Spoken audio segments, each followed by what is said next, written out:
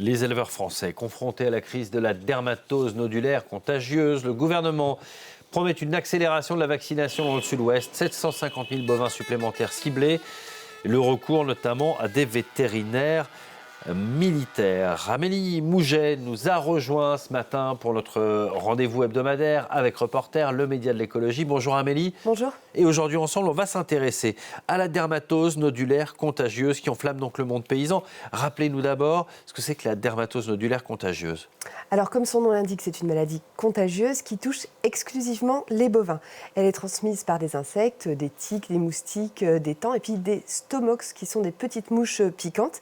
Ce n'est pas transmissible à l'homme, ni par la viande, ni par le contact avec les animaux, ni par les insectes, mais ça affaiblit considérablement les bovins. Ils maigrissent, ils produisent moins de lait et des nodules, donc nodulaires, apparaissent sur la peau et les muqueuses.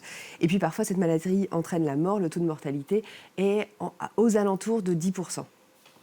Et en France, quelle est l'ampleur de la contamination ? Alors à ce jour, on compte plus d'une centaine de foyers de contamination dans 11 départements. À l'origine, la dermatose nodulaire, ça frappait exclusivement l'Afrique. Et puis, avec le réchauffement climatique, la maladie se répand au nord. C'était les Balkans à la fin des années 2010 en Europe, et puis l'Italie, l'Espagne en début d'année. En France, le premier cas a été détecté en juin dernier en Savoie. Et puis là, récemment, c'est le sud-ouest, après le Doubs, l'Ain, le Jura, qui est touché. Et vous avez parlé de réchauffement climatique, quel est le lien ? Alors, avec la hausse des températures, la zone de propagation des insectes devient de plus en plus vaste, donc ils remontent au nord. Et la période pendant laquelle ils sont actifs, donc les moustiques, ces petites mouches, les stomox, est de plus en plus longue dans l'année. C'était jusqu'en octobre, et puis là, on voit qu'en novembre, décembre, ça se poursuit. La hausse des températures provoquée par le réchauffement climatique, on le sait, c'est un catalyseur d'épidémie. Donc, on peut craindre que ce soit un avant-goût de ce qui nous attend. Et alors, tout le débat porte désormais sur la manière de contenir cette maladie. Oui. En fait, le débat devient inflammable dès qu'il est question des abattages, des abattages systématiques. La dermatose nodulaire, c'est une maladie classée A au niveau européen. Ça veut dire dépeuplement total. Donc grand danger. Grand abattage de troupeaux, ce dépeuplement. Et donc ça, c'est la stratégie qui est appliquée par le gouvernement. Mais les éleveurs contestent ce protocole. Ils demandent que seuls les animaux malades soient abattus, que les autres soient confinés et qu'on ait une politique de vaccination plus globale. Oui, alors ça, tout le monde s'entend là-dessus. Il y a urgence à vacciner le bétail. On en est où de cette vaccination aujourd'hui ? Eh bien justement, hier, Annie Genevard a annoncé l'accélération de la vaccination. Mais donc 750 000 bovins, vous l'avez dit. Cette vaccination, elle ne touche que les zones concernées. Il n'est pas question de faire comme ce que fait la Suisse, par exemple, c'est-à-dire une vaccination totale des 16 millions de bovins. Ce n'est pas le choix que fait la France. Mais pourquoi pas vacciner tous les animaux ? Eh bien parce que si on vaccine, ça poserait deux vrais problèmes à l'export. C'est-à-dire que les veaux vaccinés, on ne pourrait pas les exporter pendant plusieurs mois. Et surtout, la France perdrait son statut de pays indemne. Vacciner, ça voudrait dire laisser courir la maladie à bas bruit. Et là encore, ce sont des enjeux économiques qui sont en jeu. La France exporte près de 1,4 million de jeunes bovins qui sont ensuite engraissés, surtout en Italie. Et donc, ça viendrait mettre un sérieux grain de sable dans les rouages de cette machine à exporter la viande et les animaux.